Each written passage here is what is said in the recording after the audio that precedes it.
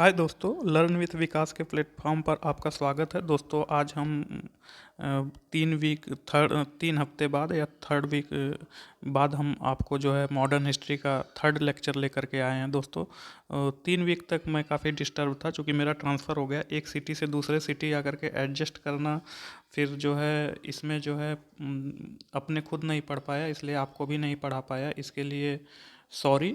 तो दोस्तों आज से हम पढ़ाई जारी रखेंगे, क्योंकि हम नए सिटी में आकर के शिफ्ट हो गए हैं। तो अब यहाँ से अब आपको रेगुलर क्लास मिलेगी, जिसमें जो है modern history and the science and the polity, इसको ख़त्म कर लेंगे, तब जो है दूसरा ज्योग्राफी चालू करेंगे। तो आइए दोस्तों, अब हम देखते हैं क्षेत्रीय राज पंजाब एवं मैसूर। तो दोस्तों पंजाब में हम जानते हैं कि सिख धर्म का शासन था, और जो है मैसूर में जो है हैदर अली का था।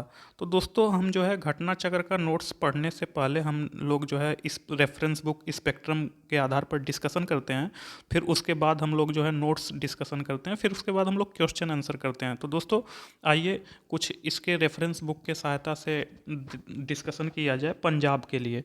तो दोस्तों पंजाब जो है, पंजाब में जो है सिख धर्म का जो है राज्य था, मतलब सिखों का राज्य था। तो इसमें जो है इसको अंग्रेज हथियाने के लिए आंग्ल सिख युद्ध हुआ। इसी आंग्ल सिख युद्ध के बारे में हम जानेंगे कि कैसे कैसे आंग्ल सिख युद्ध हुआ। तो दोस्तों जब सिखों के अंतिम गुरु श्री गोविंद सिंह जी का डेथ हो गया, तो उससे पहले उन्होंने यह संदेश दे दिया था कि उनके बाद अब से कोई सिख गुरु नहीं होगा, अर्थात उनके बाद कोई सिख गुरु नहीं बनेगा, बल्कि सभी सिख गुरु ग्रंथ साहिब को ही गुरु मानेंगे। तो दोस्तों एक पुस्तक थी जिसे गुरु ग्रंथ साहिब माना जाता है, उसके बाद जो है गुरु ग्रंथ साहिब को ही लोग गुरु मानते थे, क्योंकि अंतिम गुरु गोविंद सिंह ही थे। उसके पहले आदमी गुरु रहते थे, बट गुरु गोविंद सिंह के बाद अब पुस्तक जो है गुरु होने लगी सिख धर्म की, जिस जिस पुस्तक को गुरु ग्रंथ साहिब कहते हैं। तो गुरु गोविंद सिंह जी का एक शिष्य था दोस्तों, जो उनका बहुत प्रिय था। वह उस शिष्य का नाम था बंदा सिंह बहादुर। क्योंकि गुरु गोविंद सिंह जी ने यह संदेश दे दिया था कि उनके बाद कोई सिख गुरु नहीं बनेगा, इसलिए बंदा सिंह बहादुर सिखों के एक सेनापति बनकर सामने आया था। तो यह बंदा सिंह बहादुर सिखों का सेनापति था। बंदा सिंह बहादुर का प्रारंभिक नाम लक्ष्मण देव था, और इनका जन्म 1670 ईस्वी में पुंछ जिले के राजौली गांव में हुआ था। गुरु गोविंद सिंह जी इन्हें गुरु बख्श सिंह के नाम से पुकारा करते थे। इसके साथ साथ बंदा सिंह बहादुर भी अपने आप को गुरु के बंदे की संज्ञा देते थे, इसलिए इनका नाम बंदा सिंह बहादुर पड़ गया था। बंदा सिंह बहादुर का उद्देश्य दोस्तों पंजाब में एक सिख राज्य स्थापित करने का था। तो दोस्तों इससे पहले जो है सिख लोग जो है अपना राज्य नहीं स्थापित किए थे, सिर्फ एक धर्म के रूप में था। लेकिन बंदा सिंह बहादुर, जिनका उपनाम लक्ष्मण देव था, इन्होंने जो है एक सिख राज्य स्थापना करने का निर्णय लिया, और इसके लिए इन्होंने लौहगढ़ में अपनी राजधानी बनाया। इसी क्रम में इन्होंने अपने प्रारंभिक काल के दौरान मुगलों से युद्ध लड़े, जिसमें इन्होंने मुगल सूबेदारों को धूल भी चटाई थी। बंदा सिंह बहादुर ने गुरु नानक देव जी एवं गुरु गोविंद सिंह जी के नाम के सिक्के भी चलवाए थे। तो दोस्तों इन्होंने जो पहले सिख धर्म के पहले गुरु थे गुरु नानक देव जी, और जो उनके अंतिम अंतिम गुरु थे गुरु गोविंद सिंह जी, उनके नाम पर सिक्के चलवाए थे। इन्होंने सरहिंद के मुगल फौजदार वजीर खां की हत्या कर दी, और छोटे साहबजादों की शहादत का बदला लिया। तो दोस्तों जो सरहिंद का मुगल फौजदार वजीर खां था, वो जो है गुरु गोविंद सिंह के 2 लड़कों को जो है चुनवा दिया था, जिसका बदला बंदा सिंह बहादुर लक्ष्मण देव जी ने ली थी वजीर खां की हत्या करके। शाहदरा कत्लगढ़ी के नाम से विख्यात है, जहां बंदा सिंह बहादुर ने हजारों मुगल सैनिकों को मौत के घाट उतार दिया। तो एक शाहदरा को हम कत्लगढ़ी के नाम से जानते हैं, क्योंकि यहाँ बंदा सिंह बहादुर ने हजारों मुगल सैनिकों को मौत के घाट उतार दिया था। मुगल बादशाह फरुखसियर के आदेश पर 1716 ईस्वी में बंदा सिंह बहादुर को गुरुदासपुर नांगल नामक स्थान पर पकड़ लिया गया, और इन्हें मार दिया गया। तो दोस्तों आंग्ल सिख युद्ध में बंदा सिंह बहादुर की शहीदी के बाद सिख कई छोटे छोटे टुकड़ों में बंट गए। 1748 में कर्पूर सिंह की पहल पर सभी सिख टुकड़ियों का दल खालसा में विलय हुआ। बाद में दल खालसा को जस्सा सिंह अहूवालिया के नेतृत्व में रखा गया, और प्रशासनिक दृष्टि से दल खालसा को 12 दलों में विभाजित किया गया, जिसे मिसल कहा गया। तो दोस्तों ये जो मिसल होती थे, ये राज्य अपने हिसाब से करते थे, मतलब 12 मिसल एक दूसरे से स्वतंत्र थे, वो अपने राज्य में अलग अलग तक राज्य करते थे, लेकिन कोई भी अगर मिसल पर कोई भी अंग्रेज आक्रमण करता था तो ये 12 मिसलें एक हो जाती थी और एक होकर के उनसे युद्ध लड़ी करती थी। इसमें जो है 2 मिसल बहुत प्रसिद्ध थी। एक इसमें जो है सुकरचकिया मिसल था और एक जो था उसमें भंगी मिसल था, और इन 12 मिसल को मिला करके दल खालसा बनता था। तो महाराजा रणजीत सिंह के बारे में दोस्तों हम कुछ जानेंगे। पंजाब में सिख राज्य के वास्तविक संस्थापक राजा रणजीत सिंह थे। ये सिखों के पहले सार्वभौम शासक हुए जिन्होंने पंजाब में एक बड़े क्षेत्र पर अधिकार करके मुल्तान, पेशावर, कश्मीर एवं लद्दाख तक अपने राज्य का विस्तार किया। तो रणजीत सिंह के बारे में उनकी उपलब्धियां सर दोस्तों रणजीत सिंह का जन्म 1780 में हुआ। इनके पिता महासिंह थे तथा मिसल सुकरचकिया था। 1797 में काबुल के शासक जमन शाह का पंजाब पर आक्रमण हुआ तो रणजीत सिंह के नेतृत्व में सिख सेना ने जमन शाह को पराजित कर दिया। तो 1797 में काबुल के शासक जमन शाह को रणजीत सिंह की सेना ने पराजित किया। अब रणजीत सिंह सिखों के नेता बन गए। रणजीत सिंह ने जमन शाह की 12 तोपों को चिनाब नदी से गिर गई थी जो उन्हें निकलवा कर वापस भिजवा दिया, जिससे जमन शाह ने जो है बहुत खुश हो गया रणजीत सिंह पर, और उन्होंने जमन शाह ने रणजीत सिंह को लाहौर पर अधिकार करने की अनुमति दे दी। 1799 में लाहौर पर अधिकार कर लिया और लाहौर को अपनी राजधानी रणजीत सिंह ने बनाई, अर्थात लाहौर सिखों की राजनीतिक राजधानी हो गई।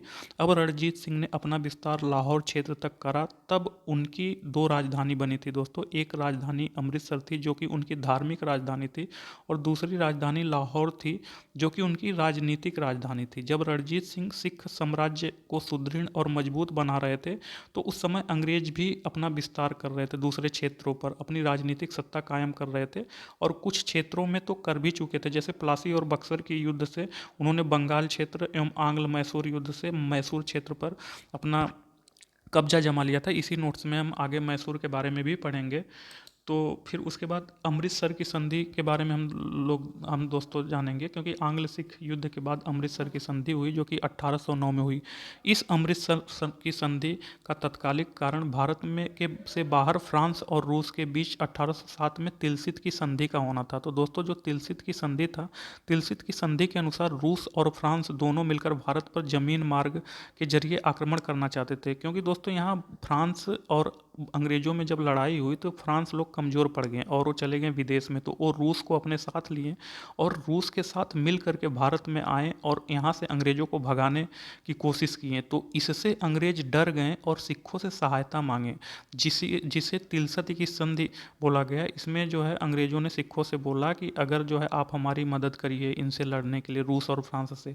तब अंग्रेजों ने अपनी विशेष नीतियाँ चलाई और 1807 में रणजीत सिंह को संधि का प्रस्ताव भेजा कि अगर रणजीत सिंह पर कोई आक्रमण होता है तो अंग्रेज उनकी मदद करेंगे, और अंग्रेजों पर कोई आक्रमण होता है तो रणजीत सिंह उनकी मदद करेंगे। किससे? जब फ्रांस और रूस उस पर आक्रमण करेंगे अंग्रेजों पर, तब रणजीत सिंह अंग्रेजों पर मदद करेंगे।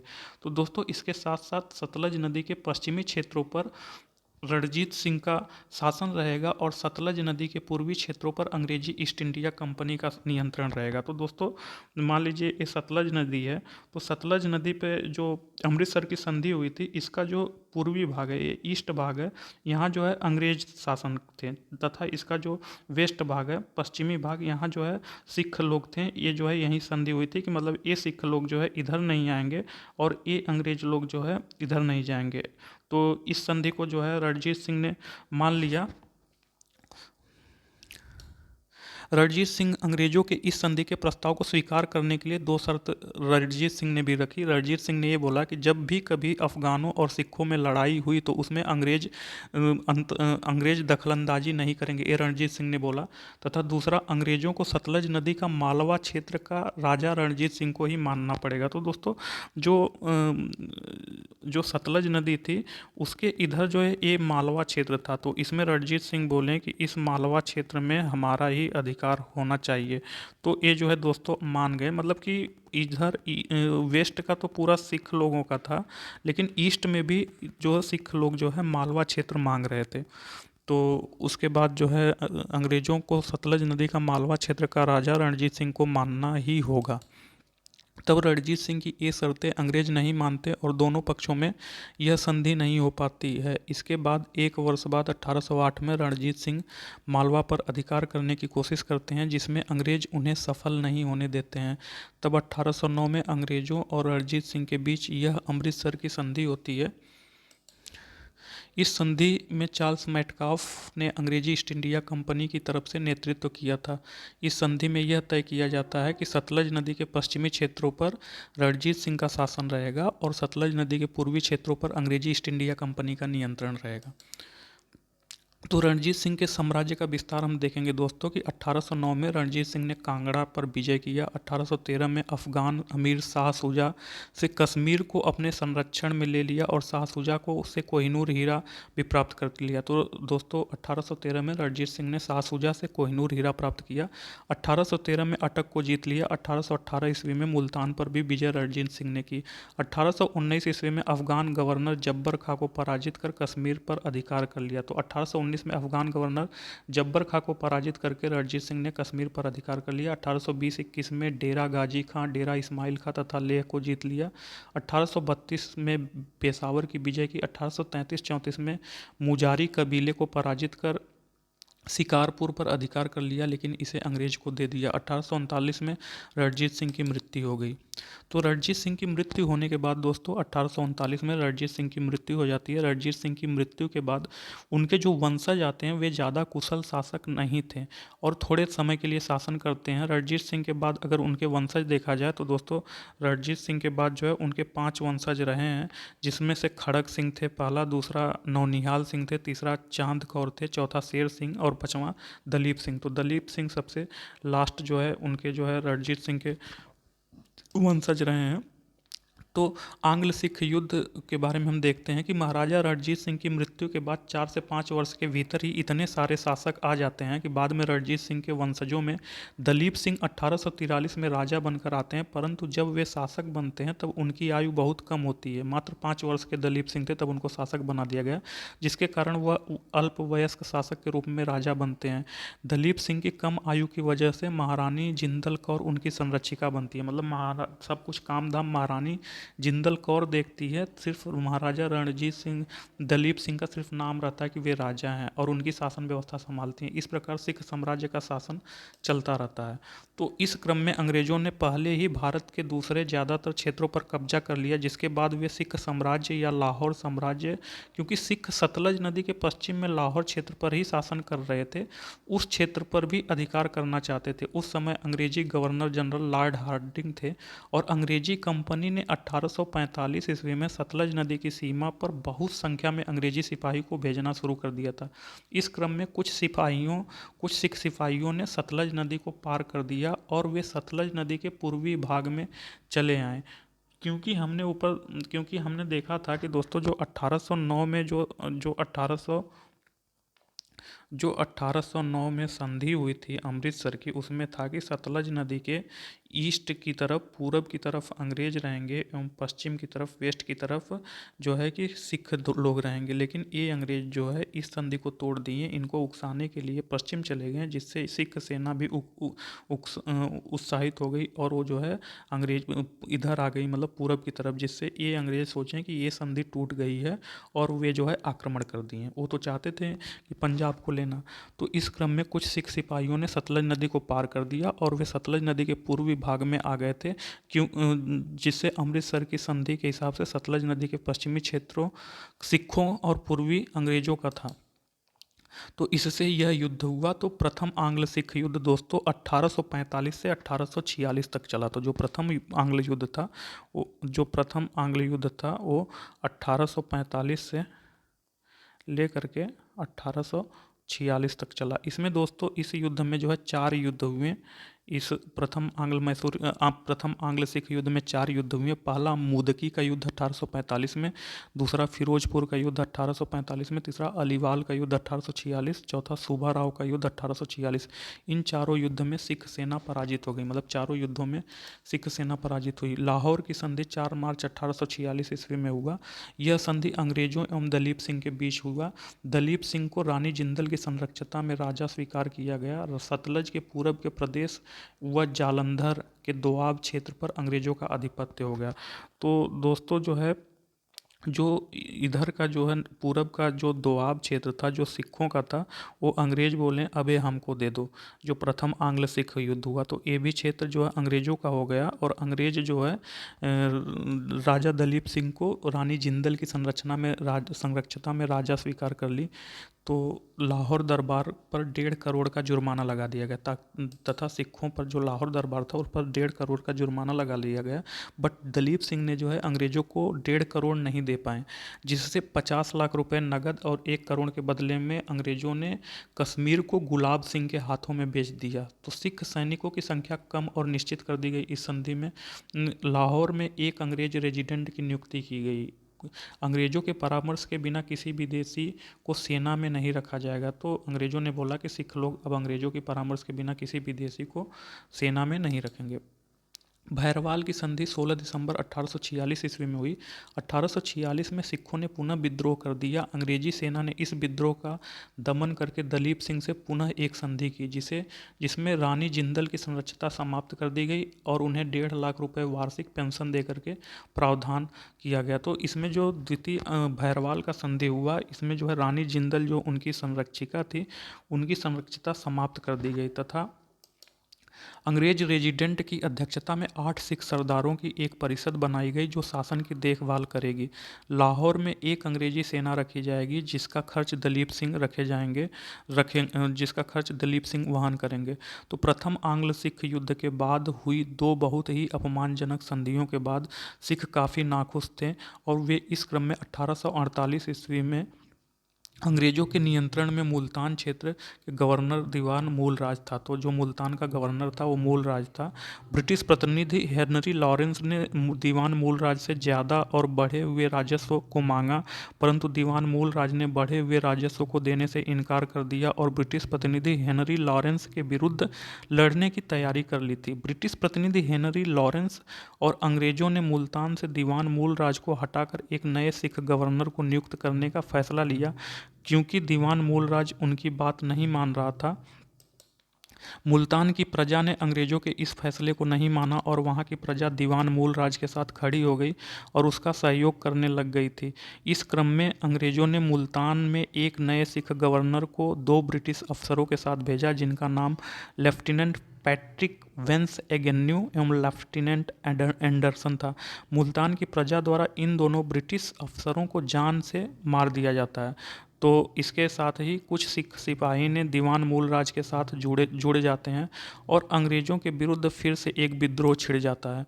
तो इस युद्ध में द्वितीय आंग्ल सिख युद्ध बोलते हैं दोस्तों। तो द्वितीय आंग्ल सिख युद्ध जो है 1848 से लेकर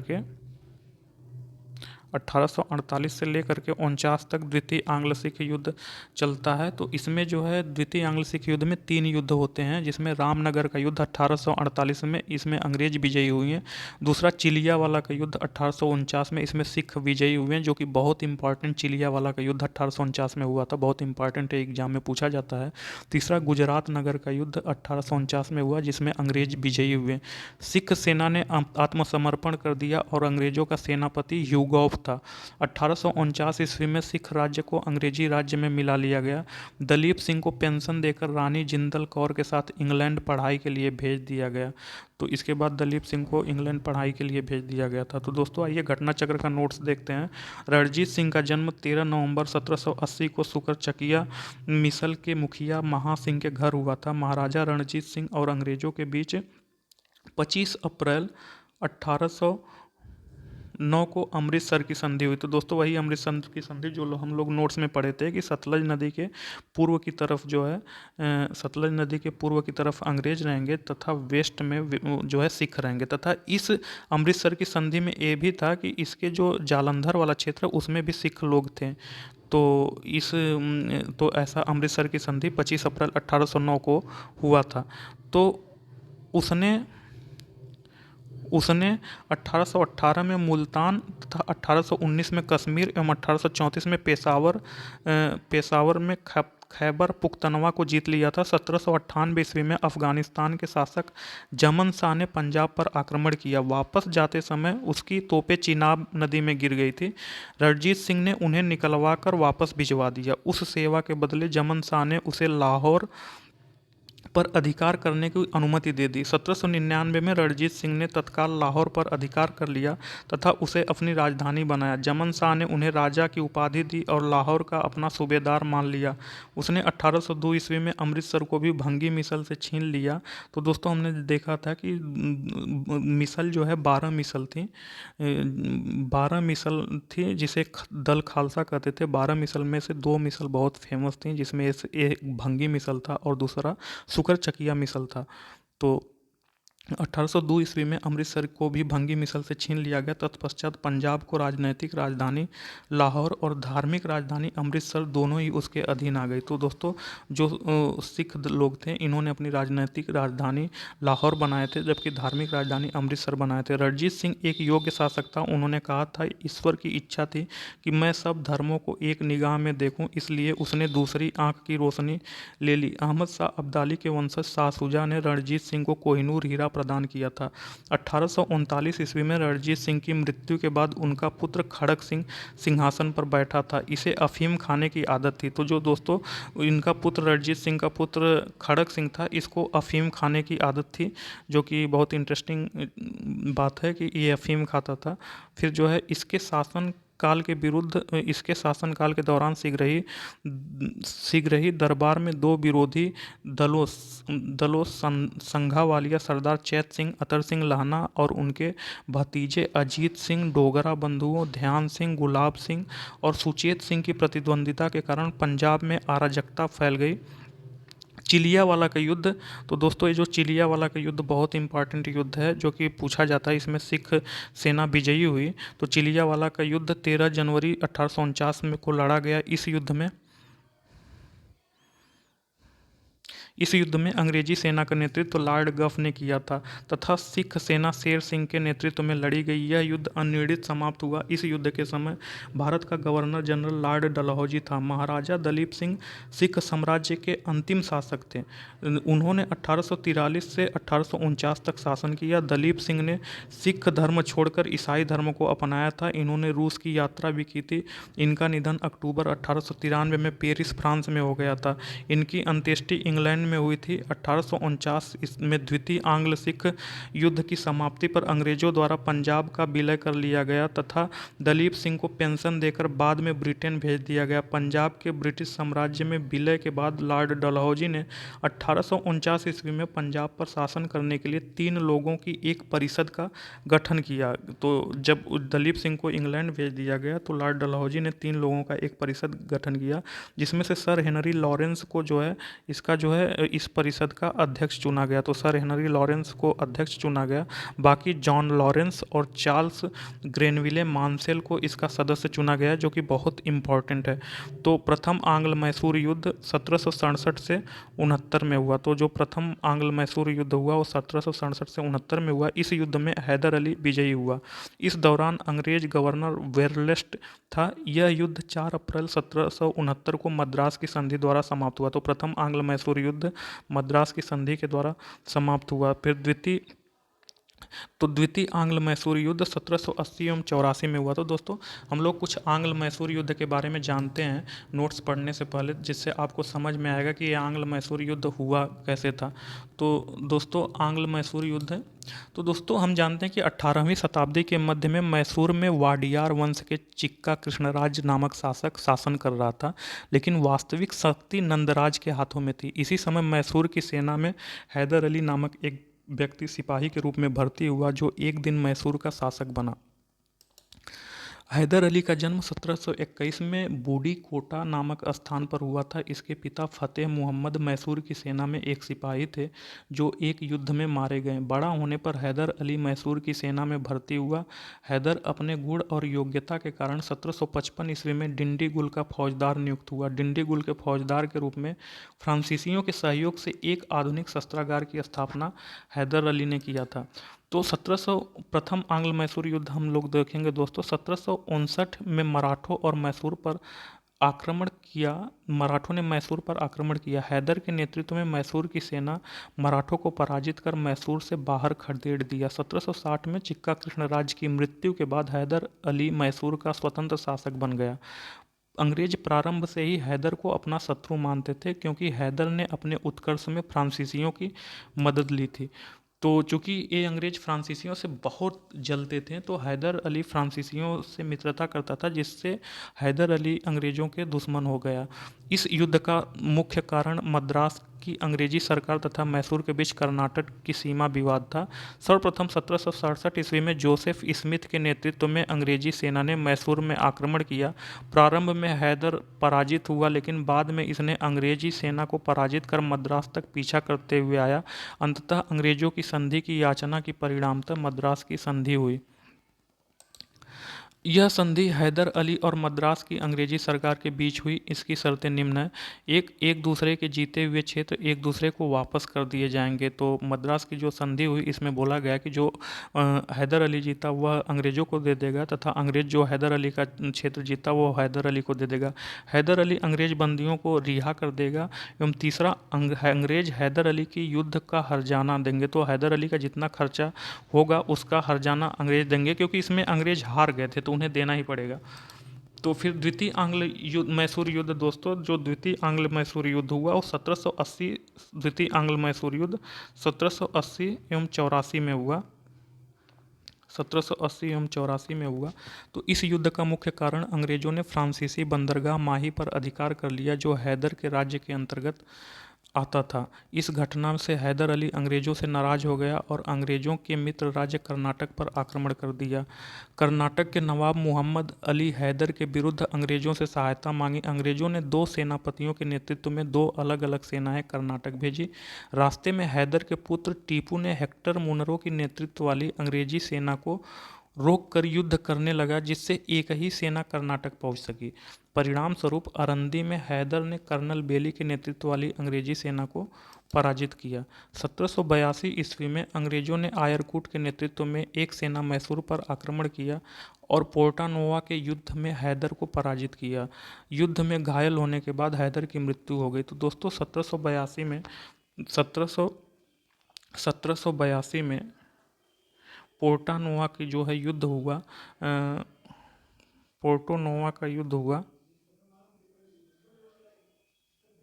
जिसमें जो है अंग्रेज पराजित हो गए, जिसमें से हैदर अली पराजित हुआ और उसकी मृत्यु हो गई। हैदर अली की मृत्यु के बाद उसका पुत्र टीपू मैसूर का शासक बना। इसने युद्ध को जारी रखा और 1783 ईस्वी में ब्रिगेडियर मैथ्यूज के नेतृत्व में अंग्रेजी सेना को पराजित किया।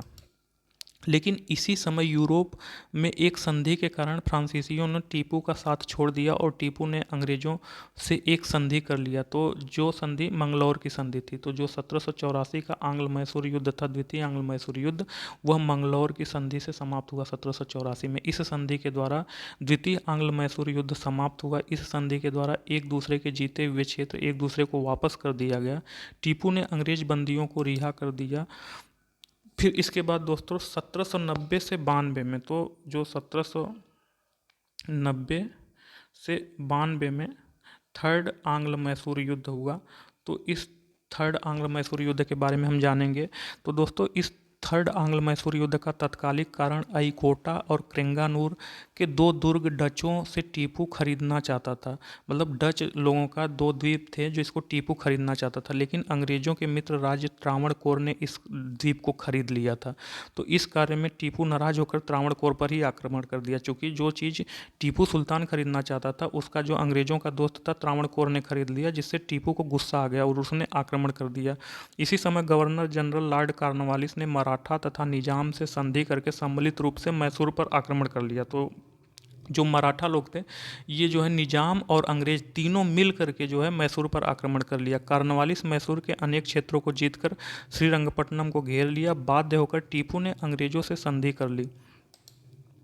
तो इस संधि में दोस्तों चूंकि अंग्रेज जीते थे तो ये तृतीय आंग्ल मैसूर युद्ध समाप्त हुआ। इस संधि के द्वारा टीपू का आधा राज्य ले लिया गया, जिसे अंग्रेज, मराठे व निजाम आपस में बांट लिए। चूंकि ये लोग मिल करके आक्रमण किए थे, जिससे ये लोग आपस में बांट लिए। टीपू पर 3 करोड़ का हर्जाना लगाया गया। टीपू के पास धन न होने के कारण उसके 2 पुत्रों को कार्नवालिस अपने साथ ले गया और बंधक बना लिया गया। तो और टीपू की जो सेना है उसको कम कर दिया गया। तो फिर दोस्तों इसके बाद जो है चतुर्थ आंग्ल मैसूर युद्ध हुआ। तो चतुर्थ आंग्ल मैसूर युद्ध 1799 में हुआ। चतुर्थ आंग्ल मैसूर युद्ध के बारे में हम लोग देखेंगे।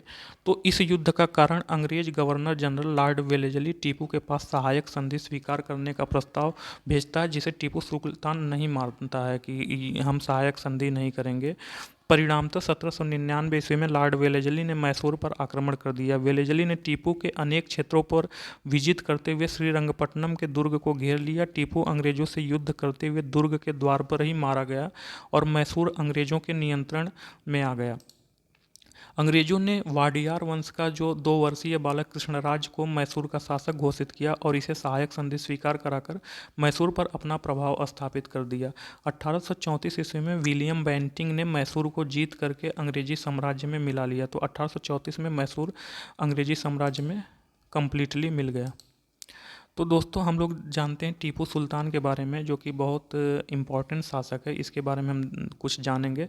तो हैदर अली की मृत्यु के बाद 1782 ईस्वी में टीपू सुल्तान बना। टीपू सुल्तान ने 1787 में बादशाह की उपाधि धारण की और अपने नाम के सिक्के चलवाए। इसने वर्ष महीनों के हिंदू नामों के स्थान पर अरबी नामों का प्रयोग किया तथा एक नए पंचांग कैलेंडर का प्रचलन किया।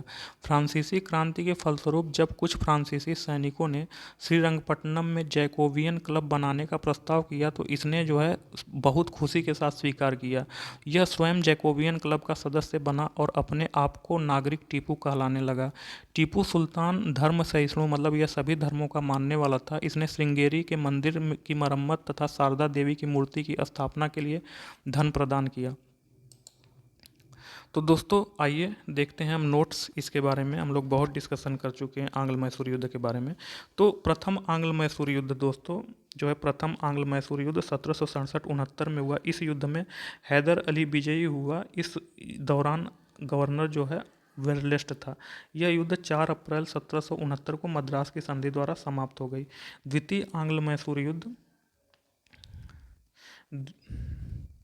द्वितीय आंग्ल मैसूर युद्ध 1780 से 84 ईस्वी के दौरान हैदर अली तथा निजाम तथा मराठों के साथ मिलकर अंग्रेजों के विरुद्ध एक मोर्चा बनाया गया। तो द्वितीय आंग्ल मैसूर युद्ध में हैदर अली ने चालाकी किया। इन्होंने मराठों और निजामों को मिला लिया कि तुम अंग्रेजों के साथ क्यों जाओगे, तुम मेरे साथ रहो, हम तुम्हें ज़्यादा ज़मीन दे देंगे। तो ये निजाम और मराठे द्वितीय आंग्ल मैसूर युद्ध में हैदर अली के साथ मिल गए और अंग्रेजों के विरुद्ध एक मोर्चा बनाया, जिससे जुलाई 1780 में हैदर अली ने कर्नाटक पर आक्रमण कर दिया तथा 10 सितंबर 1780 को पोल्लीलूर में, अन्य नाम जिसका पेरुम्बकम के युद्ध में कर्नल बेली को हैदर अली और टीपू की संयुक्त सेनाओं ने पराजित कर दिया। तो टीपू की जो संयुक्त सेना है वह कर्नल बेली को पराजित किया। बेली की पराजय की समाचार सुनकर हेक्टर मुनरो, जो बेली की सहायता के लिए आ रहा था, मद्रास वापस लौट गया। 1781 ईस्वी में हैदर अली का सामना अंग्रेज जनरल आयरकूट से हुआ, जिसने पोर्टो नोवो 1 जुलाई 1781 में पोल्लीलूर तथा सोलिंगूर में हैदर अली को परास्त किया। 7 दिसंबर 1782 ईस्वी में हैदर अली की मृत्यु के बाद टीपू सुल्तान ने अंग्रेजों के विरुद्ध संघर्ष जारी रखा तथा अंततः मंगलौर की संधि मार्च 1784 में द्वितीय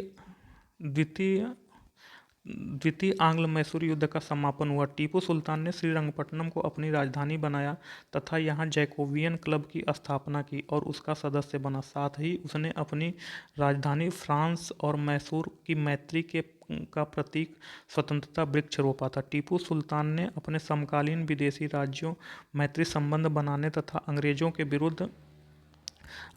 विरुद्ध उनकी सहायता प्राप्त करने के लिए ईरान, कुस्तुनतुनिया, आधुनिक इस्तांबुल, अफगानिस्तान और फ्रांस आदि दूत मंडल भेजे और आधुनिक रीत से दूतावासों की स्थापना की। तृतीय आंग्ल मैसूर युद्ध। तो दोस्तों तृतीय आंग्ल मैसूर युद्ध 1790 से 92 में हुआ। श्रीरंगपट्टनम की संधि से 1792 में यह समाप्त हुआ। इस संधि में अंग्रेजों की ओर से कार्नवालिस तथा मैसूर से टीपू सुल्तान शामिल थे। टीपू सुल्तान चतुर्थ आंग्ल मैसूर युद्ध 1799 में ही शामिल था, लेकिन वह 1799 में अंग्रेजों से लड़ते हुए मारा गया।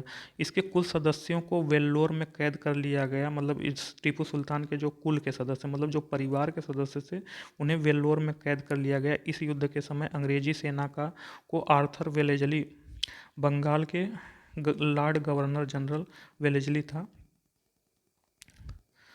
वेलेजली का भाई था जो आर्थर था, और स्टुअर्ट ने अपना नेतृत्व प्रदान किया। मैसूर को जीतने की खुशी में आयरलैंड के लॉर्ड समाज ने वेलेजली को मार्क्विस की उपाधि प्रदान की थी। युद्ध के बाद अंग्रेजों ने मैसूर की गद्दी पर पुनः अडयार वंश के एक बालक कृष्णराज्य को बिठा दिया तथा कनारा, कोयम्बटूर एवं श्रीरंगपट्टनम को अपने राज्य में मिला लिया। बेगम समरू, दोस्तों ये जो है एक एग्जाम में पूछा था वही है। बेगम समरू 1750 से 1836 में एक प्रसिद्ध चर्च का निर्माण मेरठ के निकट सरधना में कराया था। बेगम समरू के पति एक यूरोपीय वाल्टर रेनहार्ड सांब्रे थे। तो जो बेगम समरू हैं उनकी पति जो है यूरोपीय थे, जिनका नाम वाल्टर रेनहार्ड सांब्रे था, जिन्होंने कई रियासतों को सैन्य सेवाएं प्रदान की थी। सांब्रे को मुगल सम्राट शाह आलम द्वितीय ने जप्ता खान के विद्रोह के विरुद्ध उसकी विशिष्ट भूमिका के कारण सरधना की जागीर प्रदान की थी। अपने पति की मृत्यु के बाद बेगम समरू सरधना की शासिका बनी थी। तो दोस्तों आइए क्वेश्चन देखते हैं घटना चक्र का कि कौन कैसा क्वेश्चन पूछा है। तो इसमें पहला क्वेश्चन है, रणजीत सिंह के राज्य में सम्मिलित था। तो रणजीत सिंह के राज्य में क्या सम्मिलित था? तो रणजीत सिंह के राज्य में श्रीनगर सम्मिलित था। रणजीत सिंह का जन्म 13 नवंबर 1780 को सुकरचकिया मिसल के मुखिया महासिंह के घर हुआ था। महाराजा रणजीत सिंह और अंग्रेजों के बीच 25 अप्रैल 1809 को अमृतसर की संधि हुई। संधि का तत्कालिक प्रभाव यह हुआ, जो कि हम लोग नोट्स में पढ़ चुके हैं। संधि हुई मतलब कि जो अमृतसर की संधि हुई उसमें जो है सतलज नदी के जो है पूर्व में जो है अंग्रेज रहेंगे एवं वेस्ट में जो है सिख लोग रहेंगे। दोस्तों क्या करें, नीचे इतना शोरगुल हो रहा है। हम रूम में रहते हैं प्राइवेट, वहाँ गवर्नमेंट रूम में रहते तो बहुत शांति थी। अब हमें लग रहा है ऐसे समय पढ़ाएंगे जिसमें आवाज़ नहीं हो। मैं बहुत परेशान हो गया हूँ, यहाँ इधर उधर हमेशा हल्ला चिल्लपो होता रहता है। अब क्या करें, पढ़ना है। तो आइए दोस्तों नेक्स्ट क्वेश्चन देखते हैं। रणजीत सिंह का संबंध किस मिसल से था? तो रणजीत सिंह का मिसल पूछ रहा है किस मिसल से था। तो दोस्तों हम देखे हैं कि जो मिसल थे वो 12 हो गए थे। जो मिसलों की संख्या थी वो 12 थी। तो पूछ रहा है कि रणजीत सिंह किस मिसल से संबंधित थे। तो रणजीत सिंह सुकरचकिया मिसल थे। तो जो 12 मिसल थे उसमें 2 मिसल बहुत इंपॉर्टेंट थी, एक भंगी मिसल और दूसरा सुकरचकिया। तो रणजीत सिंह का संबंध सुकरचकिया मिसल से था। फिर जो है नेक्स्ट क्वेश्चन देखते हैं, थर्ड क्वेश्चन। रणजीत सिंह किस मिसल से संबंधित थे? सेम क्वेश्चन है दोस्तों, क्वेश्चन नंबर थर्ड भी वही है। रणजीत सिंह किस मिसल से संबंधित थे? तो रणजीत सिंह सुकरचकिया मिसल से संबंधित थे। तो इसका ऑप्शन ये होगा। नेक्स्ट क्वेश्चन, महाराजा रणजीत सिंह की राजधानी क्या थी? तो महाराजा रणजीत सिंह की राजधानी हम लोग पढ़े थे लाहौर थी। चूँकि जो है शाहसुजा ने लाहौर दे दिया था रणजीत सिंह को, तो वह उनकी राजधानी बनी, जबकि इनकी धार्मिक राजधानी अमृतसर थी। तो चूँकि यहाँ अगर राजधानी पूछेगा तो हम लोग जो है लाहौर को सही मानेंगे। तो इसका ऑप्शन सी होगा। रणजीत सिंह ने किस स्थान पर अदालत आला की स्थापना की थी? तो रणजीत सिंह पूछ रहा है कि किस स्थान पर अदालत आला की स्थापना की थी। तो लाहौर में रणजीत सिंह ने अदालत आला की स्थापना की थी। रणजीत सिंह की न्याय व्यवस्था कठोर थी। राज्य की सर्वोच्च अदालत का नाम अदालत आला था। यह अदालत लाहौर में स्थित था। रणजीत सिंह स्वयं उसके प्रधान न्यायाधीश थे। क्या दोस्तों गाना बज रहा है तो, लेकिन चलिए कुछ क्लास है फिर ख़त्म कर लेते हैं। बताइए, हमें 11 बजे पढ़ा रहे हैं तभी ये लोग शोर कर रहे हैं। अब रूम ही चेंज करना पड़ेगा। फिर रणजीत, तो आइए क्वेश्चन देखते हैं। राजा रणजीत सिंह ने किस स्थान पर अदालत आला की स्थापना की? तो रणजीत सिंह ने जो है लाहौर में अदालत आला की स्थापना की। रणजीत सिंह की न्याय व्यवस्था कठोर थी। राज्य की सर्वोच्च अदालत का नाम अदालत आला था। यह अदालत लाहौर में स्थित था। रणजीत सिंह स्वयं उसके प्रधान न्यायाधीश थे। अमृतसर की संधि महाराजा रणजीत सिंह और किसके बीच हुआ था? तो अमृतसर की संधि जो है राजा रणजीत सिंह, अमृतसर की संधि राजा रणजीत सिंह और लॉर्ड मिंटो के बीच हुआ था। तो इसका ऑप्शन डी होगा। अमृतसर की संधि रणजीत सिंह एवं लॉर्ड मिंटो के बीच हुआ था। 25 अप्रैल 1809 को बंगाल के तत्कालीन गवर्नर लॉर्ड मिंटो प्रथम की तरफ से चार्ल्स मेटकाफ तथा रणजीत सिंह के मध्य अमृतसर की संधि हुई, जिसके तहत निम्न प्रावधान थे। सतलज नदी, जो कि हम लोग नोट्स में पढ़ चुके हैं, तो सतलज नदी के क्षेत्रों को पृथक करने वाली सीमा मान ली गई थी। तो जो ये सतलज नदी था दोस्तों, इसमें जो है पूरब की तरफ जो है अंग्रेज रहेंगे एवं पश्चिम की तरफ जो है सिख रहेंगे, और इस पूरब में जालंधर का जो क्षेत्र था वो भी सिखों का दिया गया था। तो यही अमृतसर की संधि हुई थी। तो रणजीत सिंह ने सुप्रसिद्ध कोहिनूर हीरा कहाँ से प्राप्त हुआ किया था? तो रणजीत सिंह ने सुप्रसिद्ध कोहिनूर हीरा कहाँ से प्राप्त किया था, पूछ रहा है। तो रणजीत सिंह सुप्रसिद्ध कोहिनूर हीरा शाहसुजा से प्राप्त किया था। तो इसका ऑप्शन ए सही होगा। रणजीत सिंह ने सुप्रसिद्ध कोहिनूर हीरा शाहसुजा से प्राप्त किया था। क्वेश्चन जो है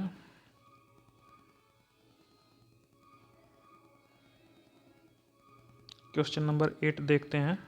निम्नलिखित में किसने कहा था कि ईश्वर की इच्छा थी किसने कहा था कि ईश्वर की इच्छा थी कि मैं सब धर्मों को एक निगाह से देखूं, इसलिए उसने दूसरी आंख की रोशनी ले ली थी? तो ऐसा जो है रणजीत सिंह ने कहा था कि ईश्वर की इच्छा थी कि मैं सभी धर्मों को एक निगाह से देखूं, उसने इसलिए मेरी दूसरी आंख भी ले ली। तो इसका ऑप्शन ए सही होगा, रणजीत सिंह ने कहा था।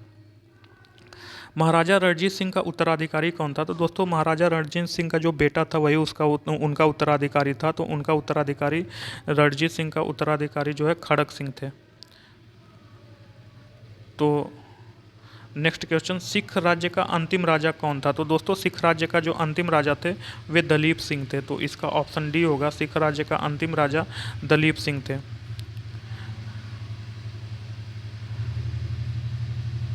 फिर नेक्स्ट क्वेश्चन 11, पंजाब के पूर्व महाराजा दलीप सिंह के विषय में निम्नलिखित में कौन सा कथन सत्य है? तो पंजाब के पूर्व महाराजा दलीप सिंह के विषय में निम्नलिखित में कौन सा कथन सत्य है?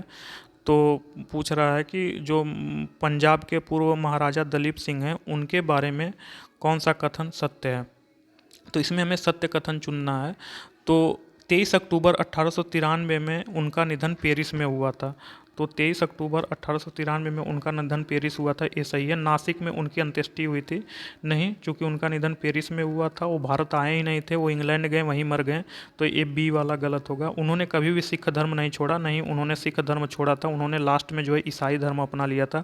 वे कभी रूस नहीं गए थे दोस्तों, ये भी गलत है, वे रूस गए थे। तो इसका ऑप्शन ए सही होगा। सिख साम्राज्य का अंतिम शासक कौन था? तो सिख साम्राज्य का अंतिम शासक दलीप सिंह थे। तो इसका ऑप्शन ए सही होगा। पंजाब के विलय के संबंध में निम्नलिखित में कौन सा कथन असत्य है? तो पूछ रहा है कि पंजाब के विलय के संबंध में कौन सा कथन असत्य है, मतलब बाकी सत्य है और एक कथन असत्य है। तो उसी के बारे में हम देखते हैं कि कौन सा कथन असत्य है। तो जो है दोस्तों 29 मार्च 1849 को गवर्नर जनरल की ओर से घोषणा हुई कि पंजाब राज्य को समाप्त कर दिया गया। तो ये सही है। और 29 मार्च 1849 को गवर्नर जनरल की ओर से घोषणा हुई कि पंजाब राज्य को समाप्त कर दिया गया। ये क्वेश्चन सही है। कथन बी देखते हैं, महाराजा दलीप सिंह के सभी प्रदेश भारतीय ब्रिटिश साम्राज्य का हिस्सा बन गए। ये भी सही है। जब महाराजा दलीप सिंह था उनका जो सभी प्रदेश वो ब्रिटिश क्षेत्र में आ गए, ये भी सही है। फिर दलीप सिंह को 2,50,000 वार्षिक पेंशन दे दी गई दोस्तों, जो कि दलीप सिंह को 2,50,000 वार्षिक पेंशन नहीं दी गई, इनको जो है पेंशन 4 से 5 लाख दिया गया। तो यही गलत है। तो इसका ऑप्शन सी सही होगा। तो ऑप्शन सी सही है। क्वेश्चन नंबर 14 देखते हैं। पंजाब के विलय के पश्चात पंजाब पर शासन करने के लिए निम्नलिखित में कौन तीन की परिषद का सदस्य नहीं था? तो जो पंजाब पर शासन करने के लिए तीन परिषद का गठन किया गया, तो उसमें पूछ रहा है कि कौन सा इसका सदस्य नहीं था। तो दोस्तों पंजाब के ब्रिटिश साम्राज्य के विलय के बाद लॉर्ड डलहौजी ने 1849 में पंजाब पर शासन करने के लिए तीन लोगों की एक परिषद का गठन किया, जिसमें सर हेनरी लॉरेंस को जो है अध्यक्ष चुना गया। तो जो सर हेनरी लॉरेंस थे, इनका अध्यक्ष चुना गया। और जो है पंजाब पर शासन करने के लिए तीन लोगों की एक परिषद का गठन किया गया, जिसे सर हेनरी लॉरेंस को अध्यक्ष चुना गया तथा जॉन लॉरेंस एवं चार्ल्स ग्रेनविले मानसेल को सदस्य के रूप में नियुक्त किया गया। एम.एच. इलियट तथा रॉबर्ट मोंटगोमरी इस परिषद के संबंध नहीं थे। तो जो एम इलियट थे तथा इसमें जो है रॉबर्ट मोंटगोमरी थे, ये सदस्य नहीं थे। तो इसका ए और डी दो ऑप्शन सही है। फिर नेक्स्ट क्वेश्चन 15, प्रथम आंग्ल मैसूर युद्ध 1767-69 में कौन विजयी हुआ? तो पूछ रहा है कि प्रथम आंग्ल मैसूर युद्ध में 1767-69 में कौन विजयी हुआ? तो इसमें जो है हैदर अली विजयी हुआ। प्रथम आंग्ल मैसूर युद्ध में हैदर अली विजयी हुआ। तो इसका ऑप्शन बी सही होगा। निम्नलिखित में कौन 1755 में डिंडीगुल मैसूर में आधुनिक शस्त्रागार की स्थापना किया था? तो पूछ रहा है कि डिंडीगुल मैसूर में कौन आधुनिक शस्त्रागार की स्थापना किया था? तो हैदर अली ने डिंडीगुल मैसूर में आधुनिक शस्त्रागार की स्थापना किया था। 1742 में वेंकट राय के नेतृत्व में मैसूर सेना ने डिंडीगुल पर विजय प्राप्त की, जिसमें 1755 में मैसूर के महाराज ने स्थिति को संभालने के लिए हैदर अली के डिंडीगुल भेजा, और उन्होंने जो है उस पर जो है हैदर अली ने इसमें शस्त्रागार की स्थापना की थी। नेक्स्ट क्वेश्चन 17, ब्रिटिश जनरल अपने हैदर अली को पोर्टो नोवो के युद्ध में हराया था। तो ब्रिटिश जनरल हैदर अली ने पोर्टो नोवो के युद्ध में कब हराया था? तो ब्रिटिश जनरल हैदर अली ने पोर्टो नोवो के युद्ध में जो है सर आयरकूट, जो ब्रिटिश जनरल था जिसने हैदर अली को पोर्टो नोवो के युद्ध में हराया था, उसका नाम सर आयरकूट था। तो इसका ऑप्शन डी बी सही होगा, सर आयरकूट है। टीपू सुल्तान ने अपनी राजधानी बनाई थी। तो पूछ रहा है टीपू सुल्तान ने अपनी राजधानी कहाँ बनाई थी? तो दोस्तों टीपू सुल्तान ने अपनी राजधानी श्रीरंगपट्टनम में बनाई थी। इसका ऑप्शन ए सही है।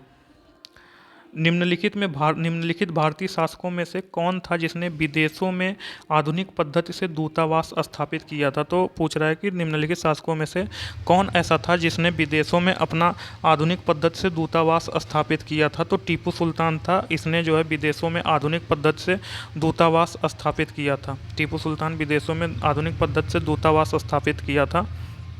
नेक्स्ट क्वेश्चन, टीपू सुल्तान ने ब्रिटिश सेना को 1780 में हराया था। तो टीपू सुल्तान ने ब्रिटिश सेना को 1780 में हराया था। तो पूछ रहा है कि टीपू सुल्तान ने ब्रिटिश सेना को 1780 में कहाँ हराया था? तो दोस्तों टीपू सुल्तान ने ब्रिटिश सेना को 1780 में पोल्लीलूर में हराया था। हैदर अली और टीपू सुल्तान ने मराठों तथा निजाम के साथ एक समझौता कर लिया तथा फ्रांसीसी सहायता का वचन ले लिया तथा कर्नाटक पर जुलाई 1780 में आक्रमण करके अर्काट पर अधिकार कर लिया था। तो पोल्लीलूर में इन्होंने जो है इनको हराया था। Question number B. Next question, अंग्रेजों ने श्रीरंगपट्टनम की संधि किसके साथ की थी? तो अंग्रेजों ने श्रीरंगपट्टनम की संधि किसके साथ की थी? तो अंग्रेजों ने श्रीरंगपट्टनम की संधि टीपू सुल्तान के साथ की थी। तो इसका ऑप्शन सी सही होगा, अंग्रेजों ने श्रीरंगपट्टनम की संधि टीपू सुल्तान के साथ की थी। तृतीय आंग्ल मैसूर युद्ध 1790-92 का अवसान श्रीरंगपट्टनम की संधि मार्च 1792 द्वारा हुआ। इस संधि में अंग्रेजों की ओर से कॉर्नवालिस तथा मैसूर से टीपू सुल्तान शामिल था। इसके अनुसार टीपू को अपने राज्य का लगभग आधा भाग अंग्रेजों तथा उनके साथियों को देना पड़ा। साथ ही युद्ध के हार जाने के रूप में टीपू को 3 करोड़ रुपए, क्या करें दोस्तों, नेक्स्ट क्लास बाद में पढ़ेंगे क्योंकि यहाँ बहुत दिमाग ख़राब हो गया है। नीचे किसी के बच्चा हुआ है कि गाना हुआ है, क्या हुआ है, मन कर रहा है जाके लोगों को 2-2 थप्पड़ मारे, लेकिन क्या करें, जाने दीजिए, कल क्लास लेंगे। अभी बहुत डिस्टरबेंस हो रहा है, आप लोग गाना भी सुन सकते हैं। अब क्या करें, थैंक यू, धन्यवाद। नहीं तो कहिए तो पढ़ लें, बहुत कम ही बचा है, पढ़ ही लेते हैं 10-15 मिनट, फिर कल जो है ऐसे टाइम बोलेंगे जिस समय इनका डिस्टरबेंस ना हो। तो नेक्स्ट क्वेश्चन देखते हैं 22। टीपू सुल्तान अंग्रेज़ों के साथ युद्ध में कब मारे गए थे? तो पूछ रहा है कि टीपू सुल्तान, नेक्स्ट ही करते हैं। थैंक यू, धन्यवाद, क्योंकि अभी बहुत डिस्टर्ब हो रहा है।